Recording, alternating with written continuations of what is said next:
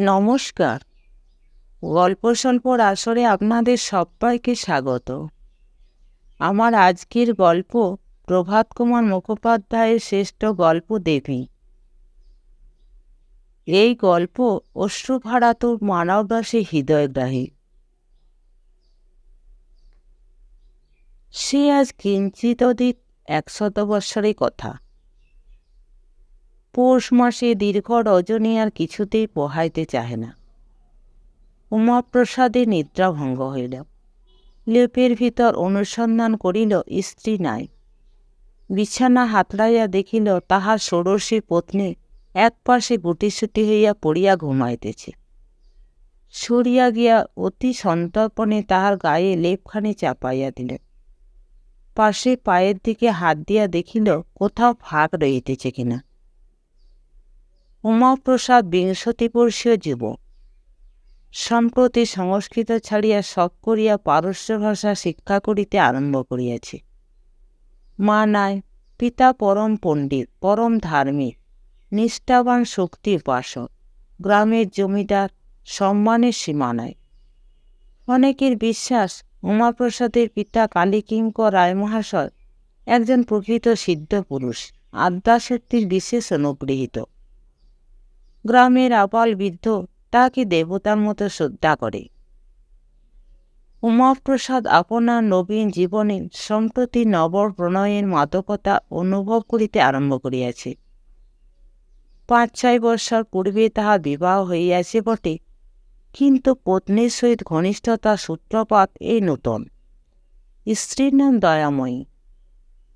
স্ত্রীর গাত্র আবৃত করিয়া উমাপ্রসাদ তাহার গণ্ডস্থলে একখানি হাত রাখিলেন। দেখিল সে স্থান শীতে শীতল হইয়া গিয়াছে। অত্যন্ত ধীরে ধীরে পত্নীর মুখচুম্বন করিল। যে রূপ নিয়মিত তালে দয়াময়ী নিঃশ্বাস বহিতেছিল, সহসা তার ব্যতিক্রম হইল। উমা জানিল স্ত্রী জাগিয়াছে। মৃদুস্বরে ডাকিল, দয়া। দয়া বলিল, কি? কিটা খুব দীর্ঘ করিয়া বলিল, তুমি বুঝি জেগে রয়েছ? দয়া ঢোক গিলিয়া বলিল, না, ঘুমোচ্ছিলাম। উমাপ্রসাদ আদর করিয়া স্ত্রীকে বুকের কাছে টানিয়া আনিল। বলিল, ঘুমোচ্ছিলে তো উত্তর দিলে কে? দয়া তখন আপনার ভুল বুঝিতে পারিয়া অপ্রতিভ হইল। বলিল, আগে ঘুমোচ্ছিলাম, এখন জেগে উঠলাম। উমাপ্রসাদ জিজ্ঞাসা করিল, এখন কখন? ঠিক কোন সময়? উমা ভারী দুষ্ট। কোন সময় আবার? সেই তখন। কখন? যাও, আমি জানিনি বলিয়া দয়া স্বামীর বাহুপাশ হইতে মুক্ত হইবার বৃথা চেষ্টা করিল। ঠিক কখন জাগিয়াছে দয়াও কিছুতে বলিবে না, তার স্বামীও কিছুতে ছাড়িবে না। কিয়ৎক্ষণ মান অভিমানের পর দয়ার পরাজয় হইল। উত্তর দিল, সেই যখন তুমি বলিয়া থামিল। আমি কি করলাম? দয়া খুব তাড়াতাড়ি করিয়া বলিল, সেই যখন তুমি আমায় চুমু খেলে হলো। মা গো মা, এত জানো? তখনও 1 প্রহরের অধিক রাত্রি আছে। দুজনে কত কথা আরম্ভ হইল। অধিকাংশ কথা না আছে মাথা, না আছে মুন্ড। হায়, 100 বৎসর পূর্বে আমাদের প্রপিতামহগণে তরুণ বয়স্ক পিতামাতাগণ অসার অপদার্থ আমাদের মতো এমনই চঞ্চল মতিগতি ছিলেন। অত বড় শাক্ত পরিবারের সন্তান হইয়া উমাপ্রসাদ শেষ পর্যন্ত একদিনও স্ত্রীর নিকট মুদ্রাগ্রকরণ বা মাতৃকন্যাসের কোনো প্রসঙ্গ উত্থাপন করে নাই, এবং যম নিয়মাদি সম্বন্ধে তাহাকে সম্পূর্ণ অজ্ঞ রাখিয়াছিল। নানা কথার পর উমাপ্রসাদ বলিল, দেখো, আমি পশ্চিমে চাকরি করতে বেরোব। দয়া বলিল, তোমার আবার চাকরি কেন? তোমার কিসের দুঃখ? জমিদারের ছেলে হয়ে কেউ চাকরি করে নাকি? আমার এখানে দুঃখ আছে বই কি। কি? তুমি যদি আমার দুঃখ বুঝবে তাহলে আমার আবার দুঃখ কিসের? শুনিয়া দয়া ভারী অপ্রস্তুত হইয়া গেল। ভাবিতে লাগিল, কি দুঃখ? ভাবিয়া কিছুই স্থির করিতে পারিল না। একটু দুষ্টুমি বুদ্ধি আসিল। বলিল, তোমার কি দুঃখ? আমি বুঝি মনের মতো হইনি? দয়া জানিত এ কথা বলিলে উমাপ্রসাদকে আঘাত করা হইবে। উমাপ্রসাদ প্রিয়া মুখে অজস্র চুম্বন বর্ষণ করিয়া এই আঘাতের প্রতিশোধ লইল। পরে বলিল, আমার দুঃখ তোমাকে নিয়েই বটে। সমস্ত দিন আমি তোমায় পাইনি, শুধু রাত্রিটি পেয়ে স্বাদ মেটে না। বিদেশে চাকরি করতে যাব, সেখানে তোমায় নিয়ে যাব। কেমন দুজনে একলা থাকবো সারা দিন রাত? চাকরি করবে তো সারাদিন, আমাকে নিয়ে থাকবে কেমন করে? আমাকে তো একলা ফেলে তুমি কাছারি চলে যাবে। কাছারি গিয়ে খুব শিগগির ফিরে আসব। দয়া ভাবিয়া দেখিল, তা হইতে পারে বটে, কিন্তু বাধা বিপত্তি যে অনেক। তুমি তো নিয়ে যাবে, সবাই যেতে দেবে কেন? এখান থেকে কি নিয়ে যাব? যখন শুনবো তুমি বাপের বাড়ি রয়েছ, তখন চুপি চুপি এসে তোমায় সঙ্গে করে নিয়ে যাব। শুনিয়া দয়া হাসিল। এও কি সম্ভব নাকি? কতদিন আমরা থাকবো সেখানে? অনেক বছর থাকব। দয়া মুচকি মুচকি হাসিতেছিল। সহসা একটা কথা তার মনে পড়িয়া গেল। বলিল, খোকাকে ফেলে কি অনেক বছর আমি বিদেশে থাকতে পারব? উমাপ্রসাদ স্ত্রীর গালে গাল রাখিয়া কানের কাছে বলিল, ততদিন তোমারও একটি খোকা হবে।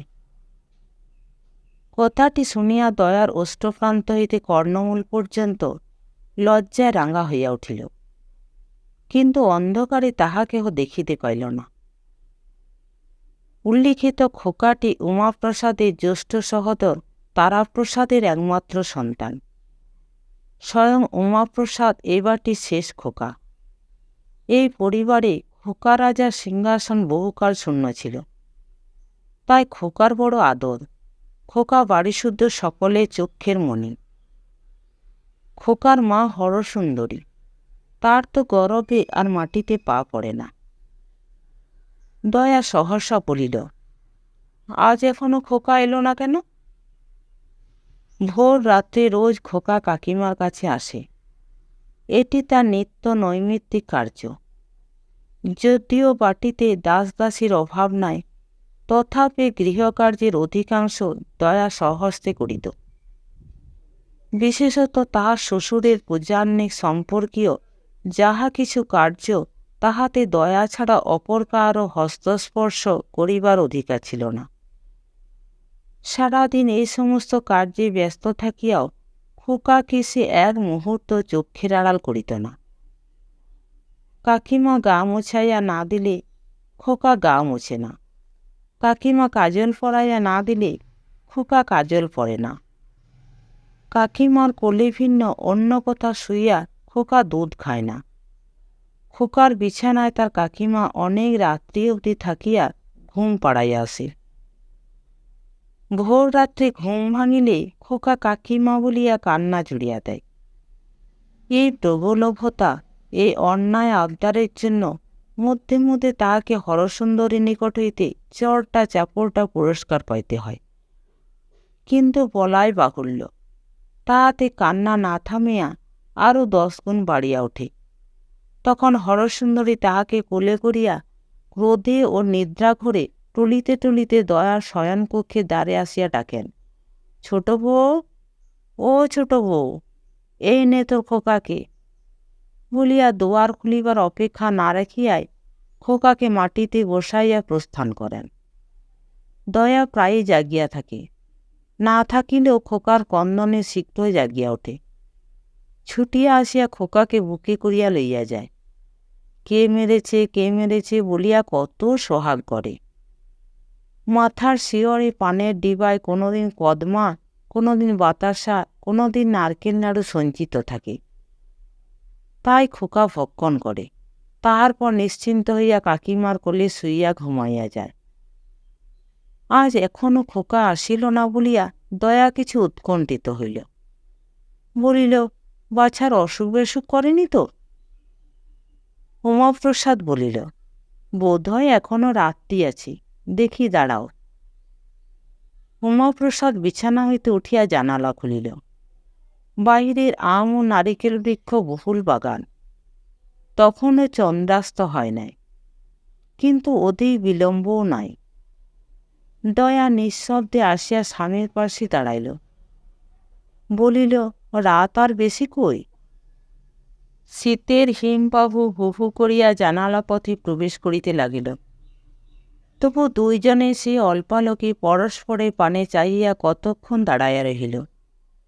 অনেকক্ষণ তাদের চক্ষু যে উপবাসী ছিল। দয়া বলিল, দেখো, আজ আমার মনটা কেমন হয়ে গেছে। খোকা এখনো এলো না, কি জানি কেন মনটা এমন হয়ে গেল।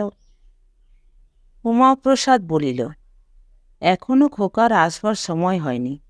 যেদিন ঘুমিয়ে পড়ে সেদিন তো আসতে দেরিও হয়। তোমার মন সেই জন্য খারাপ হয়নি। কেন হয়েছে আমি জানি। কেন বলো দেখি? বলেছি কি না আমি পশ্চিমে যাব চাকরি করতে, তাই তোমার মন খারাপ হয়ে গেছে, বলিয়া উমাপ্রসাদ স্ত্রীকে নিজের আরও কাছে টানিয়া রইলেন। দয়া একটি ছোট দীর্ঘ নিঃশ্বাস ফেলিয়া বলিল, আমি বুঝতে পারছি না, মনে হচ্ছে যেন আর তোমার সঙ্গে দেখা হবে না। বাহিরে জ্যোৎস্না নিরতিশয় ম্লান। পত্নীর কথা শুনিয়া উমাপ্রসাদের মুখখানিও ম্লান হইয়া গেল। অনেকক্ষণ দুইজনে দাঁড়াইয়া রহিল। চাঁদ ডুবিয়া গেল। গাছপালা অন্ধকারে গা ঢাকা দিল। জানালা বন্ধ করিয়া উভয়ে শয্যায় ফিরিয়া আসিল। ক্রমে একটা আধটা পাখির ডাক শোনা গেল। পরস্পরের বক্ষ নিবদ্ধ হইয়া তাহারা ঘুমাইয়া পড়িল। ক্রমে জানালা রুদ্রপথে প্রভাতের আলোক রশ্মি প্রবেশ করিতে লাগিল। তখনও দুইজনে নিদ্রাভিভূত।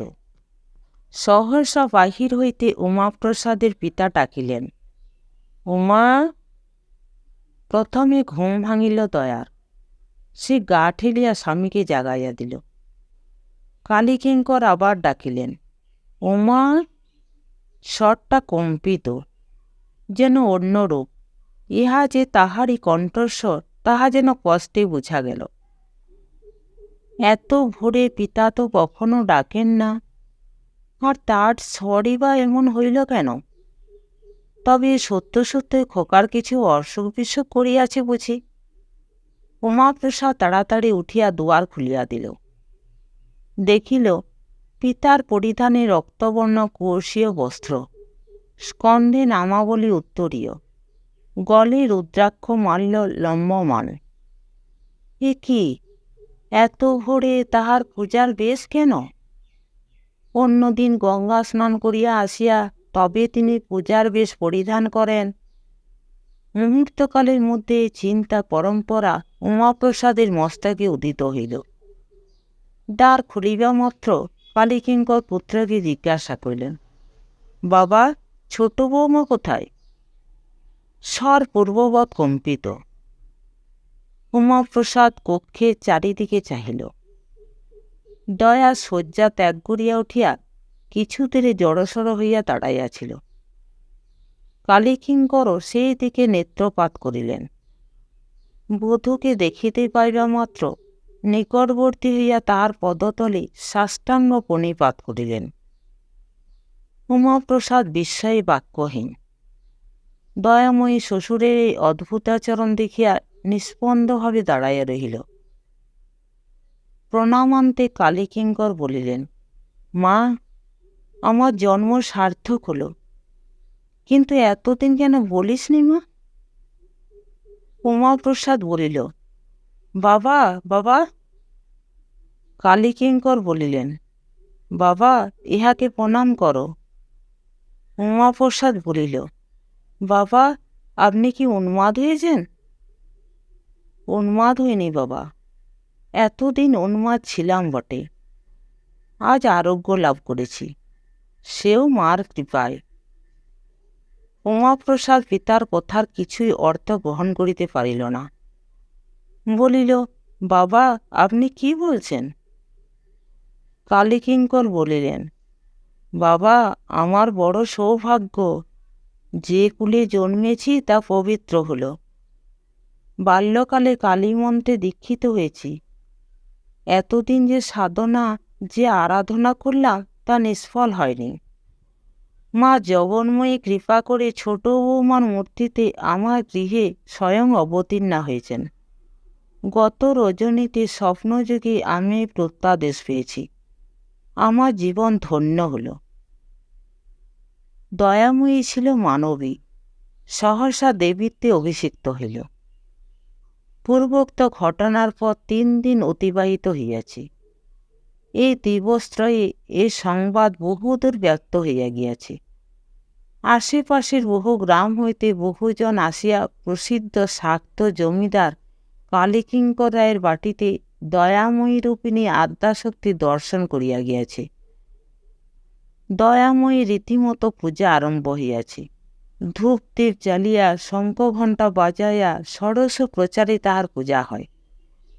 এই কয়দিনে দয়াময়ীর সম্মুখে বহু সংখ্যক ছাগ বলি হইয়া গিয়াছে। কিন্তু 3 দিন দেবতার পূজা পাইয়া দয়াময়ী কেবল কাঁদিতেছে। আহার নিদ্রা এক প্রকার ত্যাগ করিয়াছি বলিলেই হয়। এই আকস্মিক অদ্ভুত ঘটনায় তাহাকে এমন অভিভূত বিপর্যস্ত করিয়া ফেলিয়াছে যে সে 2 দিন আগে এই বাটির বধূ ছিল। শ্বশুর ও ভাসুরের সাক্ষাতে বাহির হইত না।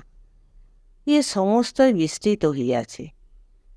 এখন আর তাহার মুখে অবগুণ্ঠন নাই। যাহার তাহার পানে শূন্য দৃষ্টিতে পাগলিনীর মতো চাহিয়া থাকে। তাহার কণ্ঠস্বর অত্যন্ত মৃদুভাবাপন্ন হইয়াছে। রক্তবর্ণ চক্ষু দুইটি ফুলিয়াছে। বেশ বা সুসমৃদ্ধ নহে। রাত্রি দ্বিপ্রহর। পূজার ঘরে একটি কোণে ঘৃতদীপ মিটিমিটি করিয়া চলিতেছে। পুরো কম্বলের বিছানা রেশমি বস্ত্রের আবরণ। তাহার উপর দয়াময়ী শয়ন করিয়া আছে। গায়ে একখানি মোটা শাল। দুয়ার বন্ধ ছিল মাত্র, অবলিত ছিল না। অত্যন্ত ধীরে ধীরে সে দুয়ার খুলিতে লাগিল। চোরের মতো সন্তর্পণে উমাপ্রসাদ প্রবেশ করিল। দুয়ার বন্ধ করিয়া খিল দিল। উমাপ্রসাদ দয়াময়ের বিছানায় আসিয়া বসিলে। সেদিন উষাকালের ঘটনার পর স্ত্রীর সহিত এই তাহার প্রথম নিভৃত সাক্ষাৎ। দয়াময়ী জাগিয়াছিলেন। স্বামীকে দেখিয়া উঠিয়া বসিল। উমাপ্রসাদ বলিল, দয়া, এ কি হল? আজ 3 দিনের পর দয়ার স্বামীর মুখে একটি স্নেহমাখা কথা শুনিল। এই 3 দিন কাল ভক্তগণের মা মা শব্দে তার হৃদয় বেশ মরুভূমির মতো শুষ্ক হইয়া পড়িয়াছিল।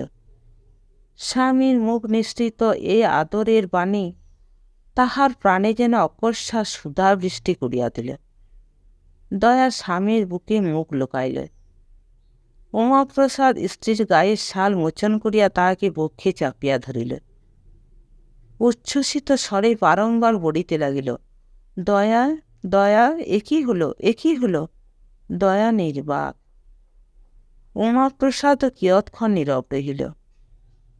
তারপরে বলিল, দয়া, তোমার কি মনে হয় যে কথা সত্যি? তুমি আমার দয়া নও, তুমি দেবী? এইবার দয়া কথা কহিল। বলিল, না, আমি তোমার স্ত্রী ছাড়া কিছুই নই। আমি তো আর দয়া, আর কিছুই নই। আমি দেবী নই, আমি কালী নই। এই কথা শুনিয়া উমাপ্রসাদ সাগ্রহে স্ত্রীর মুখচুম্বন করিল। বলিল, দয়া, তবে চলো, আমরা এখান থেকে পালিয়ে যাই। এমন কোনো দূর দেশে গিয়ে থাকব যেখানে কেউ আর আমাদের সন্ধান পাবে না। দয়া বলিল, তাই চলো। কিন্তু কী উপায়ে যাবে? উমাপ্রসাদ বলিল, সে সমস্ত আমি ঠিক করব। কিছু সময় যাবে। দয়া বলিল, কবে কবে, শিগগির করো, নইলে বেশি দিন আমি বাঁচব না। আমার প্রাণ ওষ্ঠাগত হয়েছে, যদি মৃত্যুও না হয় তবে আমি পাগল হয়ে যাব। উমাপ্রসাদ বলিল, না দয়া, তুমি কিচ্ছু ভেবো না, 3-7 তুমি ধৈর্য ধরে থাকো। আজ শনিবার, আগামী শনিবার রাত্রে তোমার কাছে আসবো আবার, তোমাকে নিয়ে গৃহত্যাগ করব। এই 7 দিন তুমি আমার আশায় বুক বেঁধে কাটিয়ে দাও।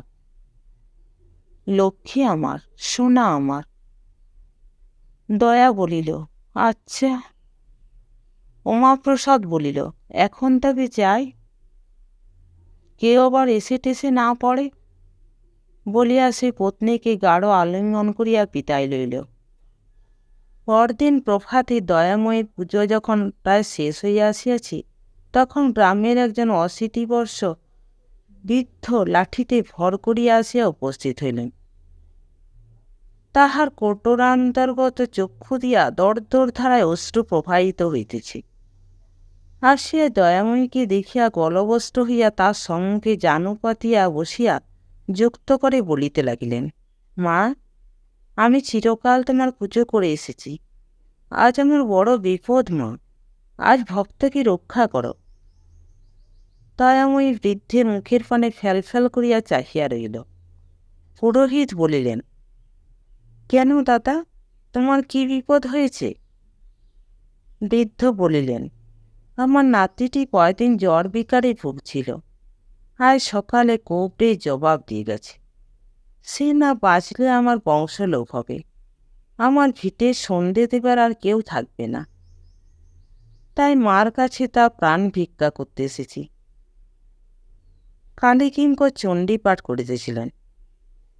তিনি বৃদ্ধের দুঃখে নিরতিশয় দুঃখিত হইয়া দয়াময়ীর মুখের পানে চাহিয়া বলিলেন, মা গো, বুড়োর নাতিটিকে বাঁচিয়ে দিতে হবে মা। বলিয়া তিনি বৃদ্ধকে বলিলেন, দাদা, তোমার নাতিকে এনে মার পায়ের কাছে ফেলে রাখো, জমের বাবার সাধ্য হবে না এখান থেকে নিয়ে যেতে। একথা শুনিয়া বৃদ্ধ মহা আশ্বস্ত হইলেন, জ্যোষ্ঠীতে ভর দিয়া গৃহাভিমুখে ছুটিলেন।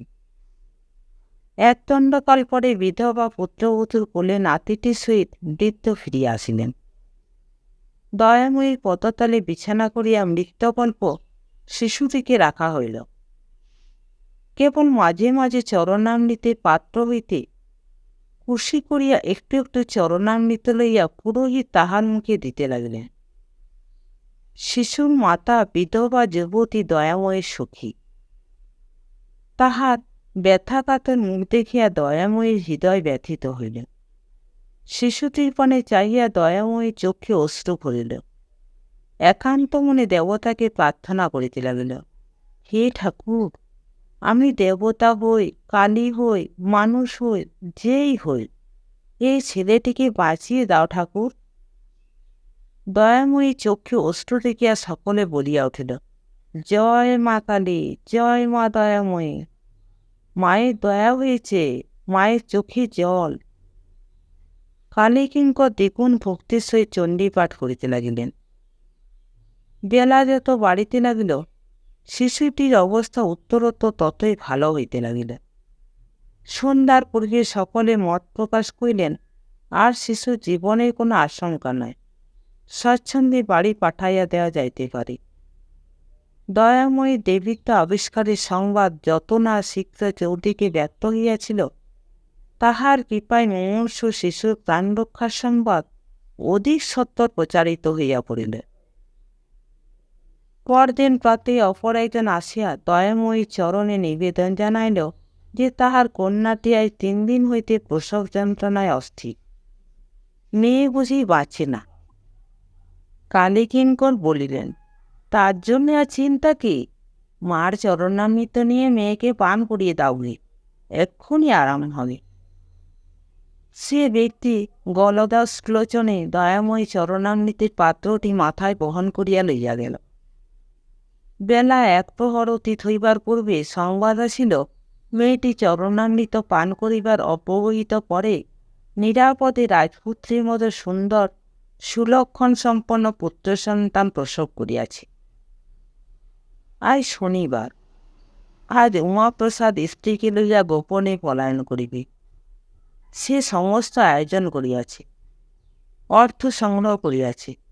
মুর্শিদাবাদ কিংবা রাজমহল কিংবা বর্ধমান এরূপ কোনো নিকটবর্তী প্রসিদ্ধ স্থানে সে যাইবে না।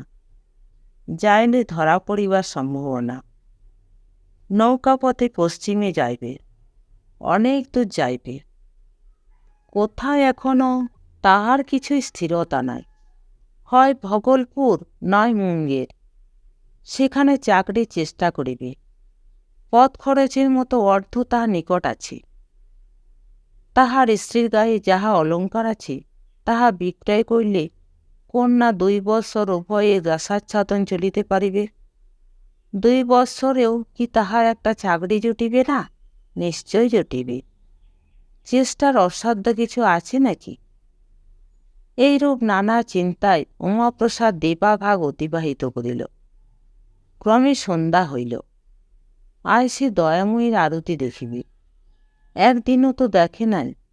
যখন শঙ্খ ঘণ্টা ধ্বনিতে চণ্ডীমণ্ডপ ফাটিয়া যায়, পূজা আরম্ভ হয়, তখন উমাপ্রসাদ বাড়ি ছাড়িয়া গ্রামের বাহিরে পলায়ন করে। আজ দয়াময়ীর শেষ আরতি। আজ সে দেখিবে। দেখিবে আর মনে মনে হাসিবে। করল প্রভাতেই পুরোহিত ঠাকুর যখন সর্পাগ্রে আসিয়া দেখিবেন যে দেবী অন্তর্ধান করিয়াছেন, তখন তার কিরূপ অবস্থা হইবে তাহাই উমাপ্রসাদ কল্পনা করিতে লাগিল। রাত্রি দ্বিপ্রহর সমাগত। গৃহস্থ সকলে নিদ্রাগত। চোরের মতো উমাপ্রসাদ শয্যা ত্যাগ করিল। অন্ধকারে ধীর পদে পূজার ঘরের দিকে অগ্রসর হইল। ধীরে ধীরে দ্বার মোচন করিয়া ভিতরে প্রবেশ করিল। কোণে সেইরূপ হৃদয়তে মিটিমিটি করিয়া চলিতেছে। দয়াময়ী শয্যায় উমাপ্রসাদ গিয়া বসিল। দয়াময়ী নিদ্রামগ্ন। প্রথমে উমাপ্রসাদ সস্নেহে দয়াময়ীর মুখ চুম্বন করিল, পরে গা ঠেলিয়া তাহাকে জাগাইল। নিদ্রাভঙ্গে দয়াময়ী ধর্মড় করিয়া বিছানায় উঠিয়া বসিল। উমাপ্রসাদ বলিল, দয়া, এত ঘুম? ওঠো, চলো। দয়া বিস্মিতের মতো বলিল, কোথায়? কোথায়? যাওয়ার সময় তুমি জিজ্ঞাসা করছো কোথায়? চলো, আজ রাত্রে নৌকো করে আমরা পশ্চিমে চলে যাই। দয়া কিছুক্ষণ নীরবে চিন্তা করিল। উমাপ্রসাদ বলিল, ওঠো ওঠো, পথে গিয়ে ভেবো, সব ঠিকঠাক করে রেখেছি, চলো চলো। এই কথা বলিয়া উমাপ্রসাদ স্ত্রীর হস্ত ধারণ করিল। দয়া সহসা হাত ছাড়াইয়া লইয়া বলিল, তুমি আর স্ত্রীভাবে আমাকে স্পর্শ করো না। আমি যে দেবী নই, আমি যে তোমার স্ত্রী, তার আমি নিশ্চিন্ত করতে বলতে পারিনি। কথাটা শুনিয়া উমাপ্রসাদ হাসিয়া উঠিল। স্ত্রী গলা ধরিয়া তাহাকে চুম্বন করিতে চাহিল, কিন্তু দয়াময়ী সহসা তার নিকট হইতে অপসৃত হইয়া দূরে বসিল। বলিল, না না, হয়তো তোমার অকল্যাণ হবে। এ কথায় উমাপ্রসাদ যেন বজ্রাহত হইল। বলিল, দয়া, তুমিও পাগল হলে? দয়া বলিল, তবে এত লোকের আরাম হলো কেন? তাহলে কি দেশ সূত্রে লোক পাগল? উমাপ্রসাদ অনেক করিয়া বুঝাইল, অনেক অনুনয় করিল, অনেক কান্দিল। দয়াময়ীর মুখে কেবলই সেই কথা, না না, তোমার অকল্যাণ হবে। হয়তো আমি তোমার স্ত্রী নই, হয়তো আমি দেবী। শেষকালে উমাপ্রসাদ বলিল, তুমি দেবী হলে এমন পাষাণী হতে না, এতেও তোমার মন অচল অটল রইল। দয়াময়ী এবার কাঁদিতে কাঁদিতে বলিল, ওগো, তুমি আমাকে বুঝতে পারলে না। উমাপ্রসাদ দয়াময়ীর শয্যা ত্যাগ করিয়া কিয়ৎক্ষণ ক্ষিপ্তের মতো সেই কক্ষে অস্থিরভাবে পদচারণা করিয়া বেড়াইল। পরে হঠাৎ দয়াময়ীর কাছে আসিয়া বলিল, দয়া, আমার সঙ্গে তোমার বিবাহ হয়েছিল? দয়া বলিল, তা হয়েছিল বৈকি। তুমি যদি দেবী, তুমি যদি কালী, আমি তো তাহলে মহাদেব। নইলে তোমার সঙ্গে আমার বিবাহ হলো কি করে? এ কথা দয়া গিয়ে উত্তর দিবে, সে চুপ করিয়া রহিল। উমাপ্রসাদ আবার আরম্ভ করিল, তুমি যদি আত্মার শক্তি ভগবতী হও, তবে নরলোকে কার সাধ্য যে তোমাকে বিবাহ করে? আমি যে তোমাকে বিবাহ করেছি, এতদিন যে আমি তোমার স্বামীর আসনে অধিষ্ঠিত রয়েছি, এতেই তো বোঝা যাচ্ছে যে আমিও মানুষ নই, আমিও দেবতা, আমিও স্বয়ং মহেশ্বর। দয়াময়ী বলিল, যদি তাই হয় তবে আমি তোমার স্ত্রী, দেবী হই মানুষ হই, আমি তোমার স্ত্রী। এ কথা শুনিয়া উমাপ্রসাদ যেন হাতে স্বর্গ পাইল। স্ত্রীকে বক্ষে চাপিয়া ধরিল, বলিল, চলো তবে আমরা যাই। এখানে যতদিন থাকব ততদিন তোমায় আমায় বিচ্ছেদ থাকবে। দয়াময়ী বলিল, তবে চলো। খানিকটা হাঁটিয়া গঙ্গার ধারে পৌঁছিয়া নৌকা চড়িতে হইবে। কিন্তু কিছু তো চলিয়া দয়া সহসা থামিয়া আবার করিল, আমি যাব না। এবার স্বর অত্যন্ত দিল। উমাপ্রসাদ আবার অনুনয়ের সাধ্য সাধনার পালা আরম্ভ করিল। কিছুতেই কিছু ফলদয় হইল না। দয়া বলিল, আমি যদি দেবী, তুমি আমার স্বামী মহেশ্বর, তবে দুজনে এখানে থাকি, দুজনেই প্রজা গ্রহণ করি, পালাবো কেন? এতজনের ভক্তিতে আঘাত দিব কেন? আমি পালাবো না, চলো ফিরে যাই। উমাপ্রসাদ মর্মাহত হইয়া পড়িল, তুমি একা ফিরে যাও, আমি যাব না। তাহাই হল। দয়া একা দেবীতে ফিরিয়া গেল। উমাপ্রসাদ সেই নিশীথ অন্ধকারে মিলাইয়া গেল। পরদিন তাহার আর কোনো উদ্দেশ্য পাওয়া গেল না। দয়াময়ী দেবীতে সকলেই বিশ্বাস পান। কেবল বিশ্বাস করে নাই তাহাদের বড় বধূ হরসুন্দরী, খোকার মা। প্রথম 2-4 দিন তাই বড় বধূই দয়াময়ীর জোড়াবার ঠাঁই হইয়াছিলেন। প্রথমে যখন স্বয়ং দয়াময়ী বিশ্বাস করিতে চায় নাই যে সে দেবী, তখন সে একদিন বড় বধূর কাছে গিয়া কান্দিয়া পড়িয়াছিল। দিদি, আমার এ কি হলো? তিনি বলিয়াছিলেন, কি করব বোন, ঠাকুর পাগল হয়ে গিয়েছেন, বুড়ো বয়সে ওনার ভীমরতি ধরেছে। উমাপ্রসাদের নিরুদ্দেশের পর 2 সপ্তাহ গেল। 3য় সপ্তাহে খোকার জ্বর হইল। দিন দিন ছেলে শুকাইয়া যাইতে লাগিল। বৈদ্য আসিল, কিন্তু কালীকিঙ্কর তাহাকে চিকিৎসা করিতে দিলেন না। বলিলেন, আমার বাড়িতে স্বয়ং মার অধিষ্ঠান, কত কত দুঃসাধ্য রোগ মার চরণামৃত পান করে ভালো হয়ে গেল, আর আমার বাড়িতে রোগ হলে বৈদ্য এসে চিকিৎসা করবে? বড় বধূ নিজ স্বামী তারাপ্রসাদের কাছে কাঁদিয়া পড়িলেন, ওগো, ছেলেকে বুদ্ধি দেখাও গো, নইলে আমার ছেলে বাঁচবে না। ও রাক্ষসী ডাইনি, আমার ছেলেকে বাঁচাতে পারবে না, ওর কি সাধ্যি? তারাপ্রসাদ অত্যন্ত পিতৃভক্ত। পিতার বিশ্বাস, পিতার বিধান, এ সমস্ত তিনি বেদের মতো মান্য করেন। তিনি স্ত্রীকে বলিলেন, খবরদার ও কথা বলো না, ছেলের অকল্যাণ হবে, মা যা করবেন তাই হবে। কিন্তু বড় বধূর প্রতিদিনকার আকুতি মিনতি ও ক্রন্দনে কর্তা একদিন বলবস্ত হইয়া দয়াকে জিজ্ঞাসা করিলেন, মা, খোকার যে ব্যারাম হয়েছে, তাতে বৈদ্য দেখাবার কোনো প্রয়োজন আছে কি? দয়াময়ী বলিল, না, আমি ওকে ভালো করে দেব। কালীকিঙ্কর নিশ্চিন্ত হইলেন, তারাপ্রসাদও নিশ্চিন্ত হইলেন। খোকার মা একদিন একটি বিশ্বস্ত ঝিকে কবিরাজের কাছে পাঠাইয়া দিলেন। যাহা কিছু রোগের বিবরণ সব বলিয়াছিলেন, ঔষধ চাই। কবিরাজ মহাশয় এই প্রস্তাব শুনিয়া দন্তে জিহ্বা দংশন করিয়া বলিলেন, মা ঠাকুরনকে বলিস, যখন স্বয়ং শক্তি বলেছেন তিনি খোকাকে আরোগ্য করে দেবেন, তখন আমি ওষুধের ব্যবস্থা করে অপরাধী হতে পারব না। যাহার সঙ্গে দেখা হয় তাহাকে খোকার মা কান্দিয়া বলেন, ওগো, কিছু ওষুধ বলে দাও, আমার ছেলে বাঁচে না। সকলেই বলে, ও মা, ও কথা বলো না, তোমার ভাবনা কি? তোমার ঘরে স্বয়ং আদ্যাশক্তি বিরাজ করছেন। খোকার ব্যারাম ক্রমেই বাড়িয়া উঠিল। দয়া বলিল, খোকাকে এনে আমার কোলে দাও।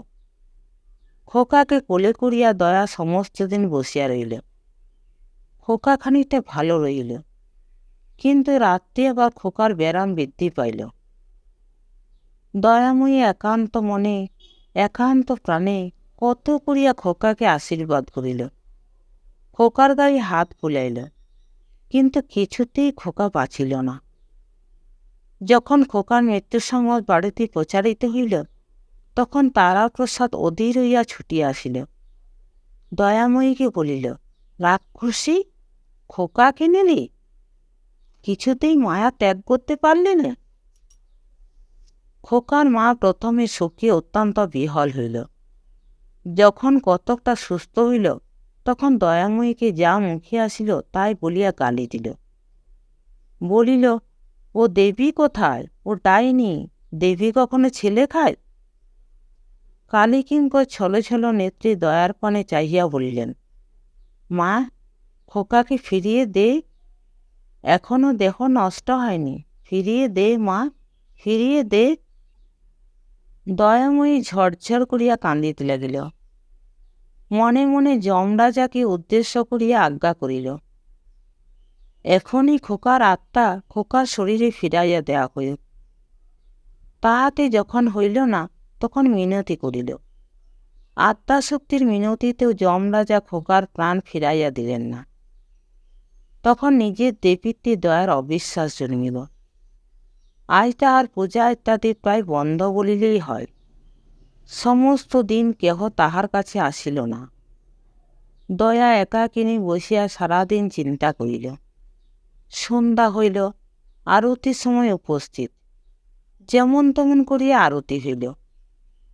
পরদিন কালীকিঙ্কর উঠিয়া পূজার ঘরে গিয়া দেখিলেন, সর্বনাশ!